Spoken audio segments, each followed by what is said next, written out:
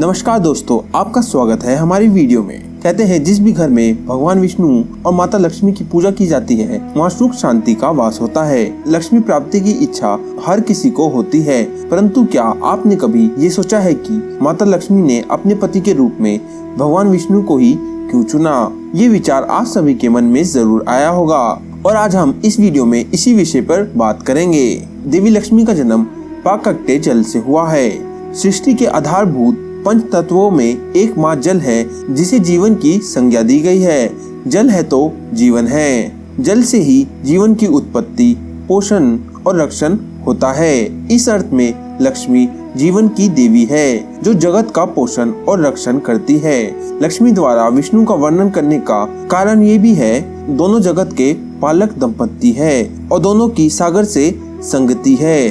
देवी सागर उद्भवा है तो विष्णु नारायण होकर भी क्षीर सागर रूपी नीर के निवासी है। इस प्रकार दोनों जल रूपी जीवन से जुड़कर प्राणी मात्र को जीवन ज्योति से जगमग करते हैं। अमृत प्राप्ति के लिए देवताओं तथा दानवों के संयुक्त रूप से समुद्र मंथन की कथा सनातन धर्म के प्राय सभी ग्रंथों में उपलब्ध है। इसी मंथन में अमृत सहित निकले कुल 14 रत्नों में एक लक्ष्मी थी, जिनके प्राकट्य की सबसे सुंदर व सरस कथा विष्णु भक्ति को समर्पित श्री मरुग्रात महापुराण में कही गई है। इस कथा में प्राकट्य के बाद शेष देवताओं, ऋषियों, दानवों की उपेक्षा करके लक्ष्मी जी ने विष्णु का ही वर्णन क्यों किया? इसी में लक्ष्मी प्राप्ति का महामंत्र छुपा हुआ है। जल है जीवन और ऐश्वर्य का स्रोत। भगवान के 8वें स्कंद की कथा के अनुसार समुद्र मंथन में सबसे पहले हलाहल विष निकला और अंत में अमृत। संकेत है कि हर कार्य में अंतिम लक्ष्य की प्राप्ति से पहले प्रारंभ में असफलता का विष ही मिलता है। यदि व्यक्ति इससे वंचित न होकर अपनी मेहनत जारी रखे तो अपेक्षित लक्ष्य से पहले छोटी सफलताओं के रथ सहज ही मिलने लगते हैं। इसी अर्थ में विष के बाद क्रमश कामधेनु, उच्चेश्वा, अश्व, ऐरावत हाथी, कौस्तुंभी मणि, कल्प वृक्ष और अप्सराएं निकली। ये प्रतीक है कि जल ही समस्त कामनाओं की पूर्ति करता है।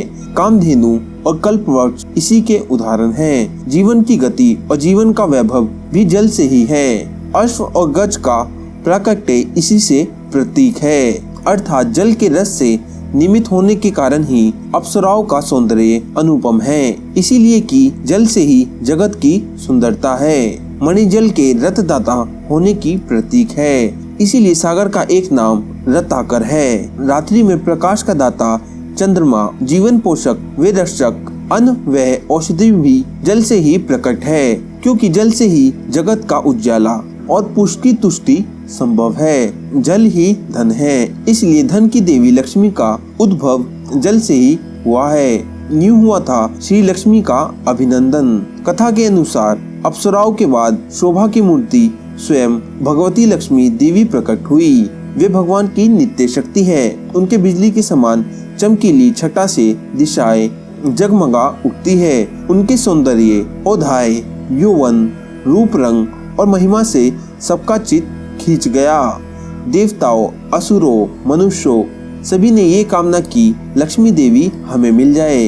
देवराज इंद्र अपने हाथों उनके बैठने के लिए आसन ले आए। श्रेष्ठ नदियों में मूर्तिमान होकर उनके अभिषेक के लिए स्वर्ण कलश में पवित्र जल लाकर प्रस्तुत किया।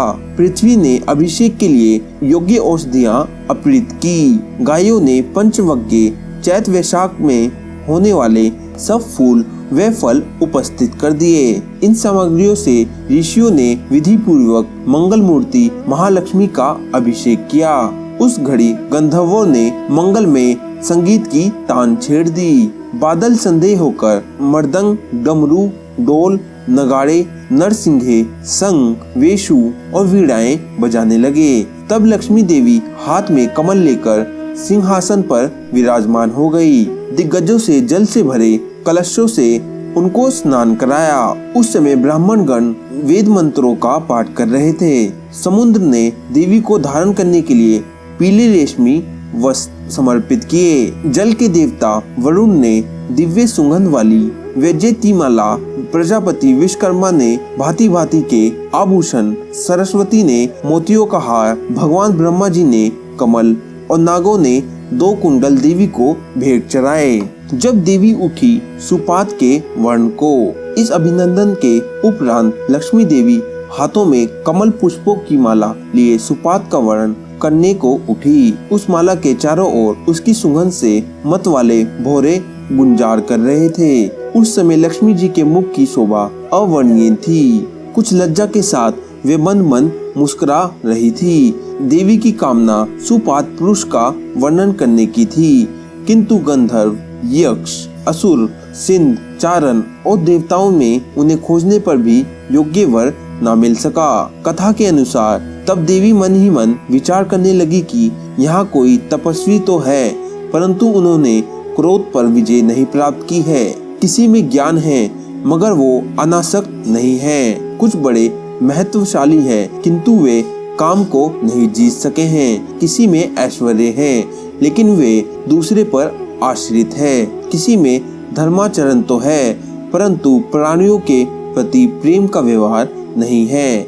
किसी में त्याग है लेकिन केवल त्याग से मुक्ति संभव नहीं है। कुछ वीर है लेकिन मृत्यु पाक से मुक्त नहीं है। कुछ महात्माओं में विषया शक्ति नहीं है लेकिन वे सदैव समाधि में ही तल्लीन रहते हैं। कोई ऋषि दिग्झालु है किंतु उनका शील मेरे योग्य नहीं है। जिसमें शील है उसकी आयु का ठिकाना नहीं है। जिनमें शील व आयु दोनों है वे अमंगल वेश में रहते हैं। इस प्रकार चिंतन करते हुए अंत में लक्ष्मी देवी ने समस्त सद्गुणों की खान भगवान विष्णु का चयन किया, इसलिए कि प्राकृत गुण उनका स्पर्श नहीं कर सकते हैं और अमीरा आदि समस्त गुण उन्हें चाहा करते हैं। लेकिन भगवान है कि किसी की भी अपेक्षा नहीं करते।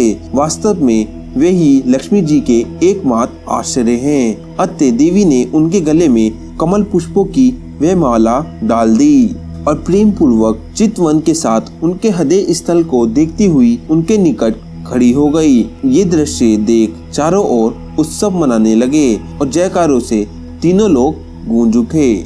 साधो, इस कथा का मम सुपात पुरुष के चयन से पूर्ण लक्ष्मी के चिंतन के किंतु परंतु से समझा जा सकता है।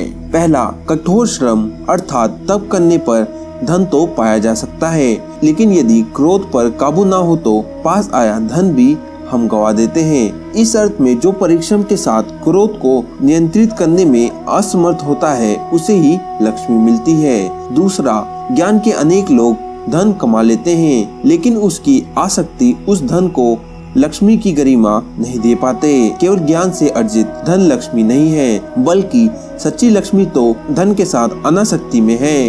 यही सच्चा ज्ञान भी है। इस अर्थ में जो ज्ञानी के साथ अनासक्त होते हैं उन्हें ही लक्ष्मी सुलभ होती है। तीसरा, धन के लिए महत्वाकांक्षी होना आवश्यक है, इसलिए महत्वाकांक्षा से भरे लोग प्रयत्न धन कमा लेते हैं लेकिन वह धन भी लक्ष्मी नहीं होती, इसलिए कि अधिक धन व्यक्ति को विलासी और वासनाग्रस्त कर धन की श्री का लोभ कर देता है। अतः लक्ष्मी उन्हीं का वर्णन करती है जो महत्वाकांक्षी होकर अपनी वासनाओं को भी जीत चुके होते हैं। दोस्तों, हमने जाना कि लक्ष्मी जी ने भगवान विष्णु को ही क्यों हार पहनाया और उन्हें ही क्यों अपना पति बनाया। अगर आपको ये जानकारी अच्छी लगी हो तो वीडियो को लाइक और चैनल को सब्सक्राइब कर दीजिए और आपका वीडियो अंत तक देखने के लिए बहुत बहुत धन्यवाद।